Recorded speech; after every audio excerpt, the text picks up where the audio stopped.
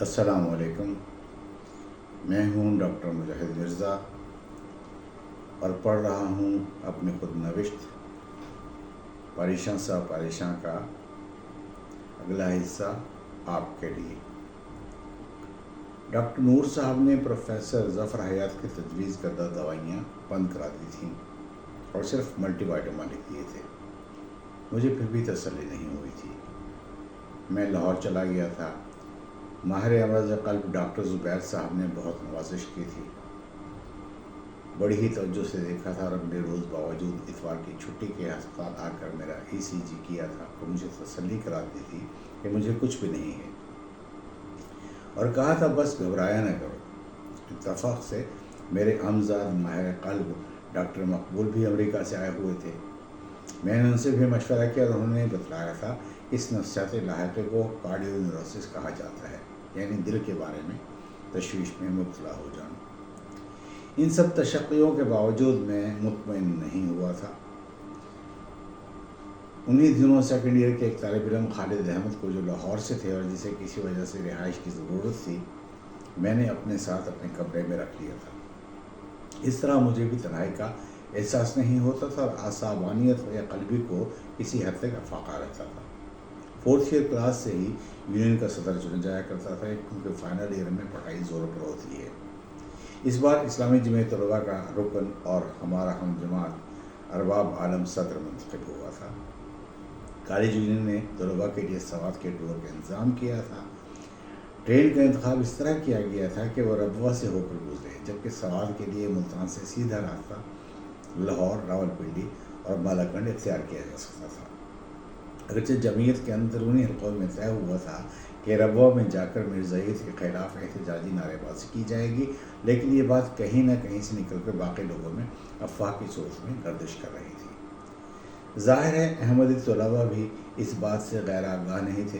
ظاہر ہے یہ فیصلہ جمعیت کے اعلیٰ حلقوں میں ہوا ہوگا، ممکن ہے جماعت اسلامی کی مجلس شورا میں ہوا ہو، کیونکہ اس طرح بھٹو حکومت کے لیے ایک بڑا مسئلہ پیدا کیا جانا مقصد تھا، اور ممکن ہے کہ مقامی طور پر جمعیت نے کیا ہو، لیکن قرائن اس بات کے حق میں نہیں رہے تھے۔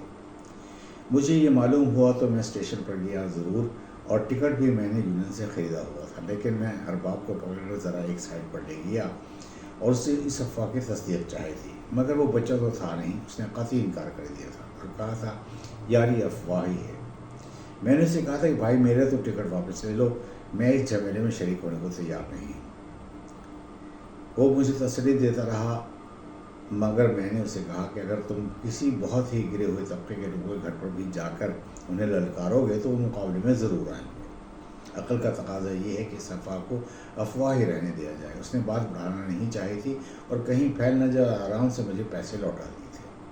میں اگلے روز ابرار احمد خان بلوچ، جو اب انتقال کر گئے ہیں، اور ان کے جونیئر دوست حامد کے ہمراہ کاکان کے لیے روانہ ہو گیا تھا۔ دریائے کنہار کے ساتھ ساتھ ہم جس جنگ عظیم ماڈل کی گاڑی میں بیٹھے تھے، وہ بس اور ویگن کے درمیان کی کوئی چیز تھی جس میں بوریاں بھی تھیں اور بکری بھی اور لوگ بھی۔ ابرار اور حامد کو تو بیٹھے مجھے کوئی جگہ مل گئی تھی، لیکن مجھے بوری کے اوپر نیم دراز ہونا پڑا تھا، اس لیے کہ اگر بیٹھنے کی کوشش کرتا تو کمر کو یو کی شکل دینا پڑتی تھی۔ تنگ اور غیر ہموار سڑک، پر پیچ موڑ، بہت ہی گہرائی میں سانپ کی طرح بل کھاتا ہوا دریائے کنہار اور اچھل کود کرتی ہوئی گاڑی، اس سب سے لطف کی بجائے خوف آ رہا تھا۔ یا تو لاہور پڑھی جا سکتی تھی یا پھر گنگنایا جا سکتا تھا، لیکن مجھ سے دونوں عمل نہیں ہو رہے تھے۔ ہم اس گاڑی پر بیٹھے ہی اس لیے تھے کہ سرکاری طور پر چلنے والی جیپوں میں سے آخری بھی گھنٹہ ڈیڑھ پہلے نکل گئی تھی، اور جب ہم کاغان پہنچے تو اندھیرا چھا گیا تھا۔ بستی تو کہیں دور پہاڑ پر تھی۔ جہاں گاڑی نے ہمیں اتارا تھا وہاں سڑک کے کنارے ایک ہی چائے خانہ تھا۔ ہم نے چائے پی اور ان سے پوچھا کہ بہتر طور پر رات کہاں بسر کی جا سکتی ہے۔ ان میں سے ایک نے دور ایک پہاڑ پر بنے ہوئے بنگلے کی طرف اشارہ کر کے کہا تھا کہ وہ سید صاحب کی کوٹھی ہے، وہاں چلے جائیں۔ سید صاحب وہاں کے سیاستدان اور مالک ہیں، پہاڑوں کے پہاڑ ہی ان کے ہیں۔ عجیب بات ہے، انسان کہیں بھی قبضے سے بات نہیں ہوتا۔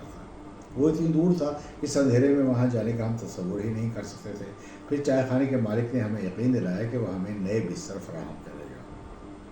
بس پھر ہم اس چھپڑ ہوٹل میں ہی نسبتاً نئے اور نسبتاً صاف گدوں اور رضائیوں میں مرفوع ہو گئے تھے۔ رات خاصی دیر وہاں कि चर्च की मखसूस बू आती रही थी। बिलाखिर हमें नींद आ ही गई थी। सुबह उठकर चाय पी थी और आमलेट पराठे का नाश्ता किया था और नारायण के लिए पैदल निकल खड़े हुए थे।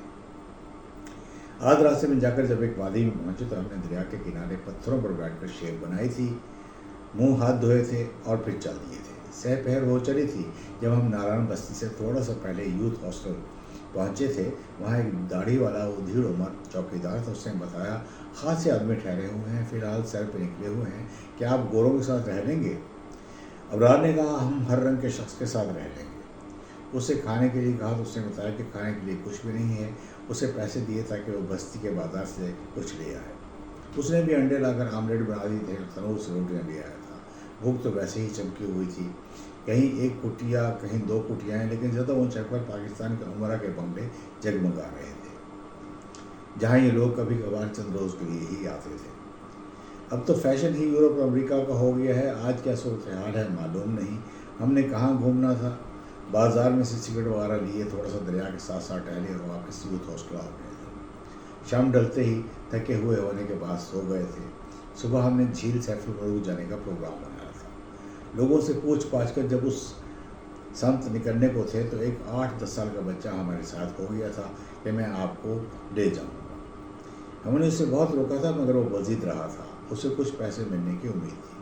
हमने भी कहा, चलो भाई, तुम्हें हमारा गाइड बनने का बेहद शौक़ है तो बन जाओ, हम तुम्हारा क्या बिगाड़ सकते हैं। उस बच्चे ने एक आम सी लकड़ी बतौर लाठी के रास्ते से उठा ली थी और भाग भाग कर हमारे आगे आगे चलने लगा। बातों नहीं बहुत था, पता नहीं क्या क्या बोले जा रहा था।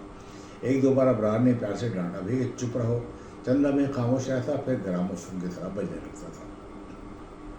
ये बच्चा एक अच्छी कंपनी था जो पहाड़ों की साकत और खामोश फिजा में ज़िंदगी का एहसास दिला रहा था। रास्ते में झील से लौट कर आने वाले एक दो अरबों की सयाहों से भी मुठभेड़ हुई जो रक्सक लादे हुए आ रहे थे। दरमियान में एक बहुत बड़ा ग्लेशियर आ गया था। बच्चा अपनी लाठी से उसे छेद छेद कर पाँव धरने की जगह बनाता था और कहता था, इस पर पाँव रखे साहब। वो अच्छा गाइड बनने की भरपूर कोशिश कर रहा था। एक लख्त अबरार का पाँव रपट गया था। वो तो शुक्र है कि मेरा पाँव बच्चे की लाठी से बनी जगह पर था। मैंने लाशौरी तौर पर बैठकर अबरार का हाथ पकड़ लिया था। शुक्र है अबरार के पैर की ज़रब से भी कुछ बर्फ़ पड़ गई थी जिसके सहारे वो फिसलने से बच गया था। अगर बर्फ़ में ये दोनों जगहें न होती तो अबरार फिसलता हुआ दूर गहराई में बहते हुए पुरशोर नाले में किसी पत्थर से जा टकरा था। ये भी हो सकता था कि हम दोनों ही बर्फ़ के मुसक्का तौदे पर फिसलते हुए पुरशोर नदी में बह जाते, लेकिन और कुछ भी नहीं होना था, क्योंकि जो हो जाता है वही होना होता है। अगर और लेकिन के कुदरत में मानी है ही नहीं। हम दोनों तो घबरा ही गए थे, लेकिन हमारा गाइड बच्चा बहुत घबरा गया था। तोता अबूर करते ही हमारी हंसी लौट आई थी और बच्चा फिर से चहकने लगा था। 40-45 मिनट के मज़ीद सफ़र के बाद हम झील सैफुल मरूग पहुँचे थे। मैंने ज़िंदगी में इससे दिलफरेब मंजर अब तक नहीं देखा। चारों तरफ बर्फ़ से ढके पहाड़ और बीच में एक गोल प्याले की तरह बिल्कुल ही मुंजमद झील, जिसके एक हिस्से से पानी तेज़ी से बहकर नाले में गिर रहा था। इस कदर खामोशी थी कि अपनी सांस सुनाई दे रही थी। हम खाने का कुछ सामान लाए थे, लेकिन चाय या पानी की शदीद ख्वाहिश थी। दूर दूर तक कोई जीरो नहीं था। हमने सोचा कि झील के किनारे बने हुए टूरिस्ट हट से चौकीदार को बुलाया जाए। इस बात को सुनते ही बच्चा ये कहकर भाग खड़ा हुआ था, मैं बुला कर लाता हूँ साहब। फिर बच्चा चौकीदार के मकाम रहाइश से 10-15 कदम हटकर चौकीदार की आवाज़ें लगाने लगा था। मुझे हैरत हो रही थी कि बच्चा उस घर के नज़दीक क्यों नहीं जाता। एक वक्त मुझे ख्याल आया कि ओहो, यहाँ तो झील सैफुल मलूक और देव की कहानियाँ मशहूर हैं। बच्चा आखिर बच्चा है, डर रहा होगा। फिर मैंने खुद जाकर चौकीदार के दरवाजे पर दस्तक दी थी, लेकिन जवाब नहीं मिला था। चौकीदार अपनी बस्ती जा चुका था। शायद चारों नाचार